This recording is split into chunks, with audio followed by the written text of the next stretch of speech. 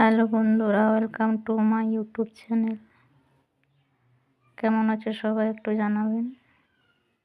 আমি মোটামুটি ভালো আছি। তো আজকে আমি পুনকো শাক ভাজবো। তার জন্য আমি কড়াইয়ে আগে থেকে একটু তেল দিয়ে রসুনটা ভেজে নিয়েছি। রসুনটা ভেজে নেওয়ার পর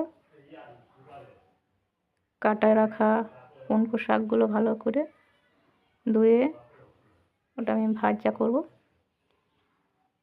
ওটা একটু নুন দিয়ে দিয়েছি যাতে তাড়াতাড়ি করে জলটা শাকটা একটু ভাজা যায়, জলটা মরে যাবে। জলটা মরে গেলে তখন আমি একটু 1 চামচ পোস্ত দিয়ে দেবো, গোটা পোস্ত।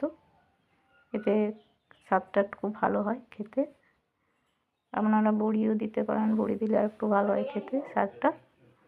তো শাকটা আমার ভাজা হয়ে এসছে। এটা গরম ভাতের সাথে বেশ ভালোই লাগে। আজকে রান্না করলাম ডিমের তরকারি করলাম, ডাল করেছি, আলু সেদ্ধ, শাক ভাজা, ধনেপাতার চাটনি। এবার খাবো। রেডি হয়ে গেছে সব রান্না। তো এরপর আমরা খেতে বসবো। তো দেখা হচ্ছে পরের ভিডিওতে।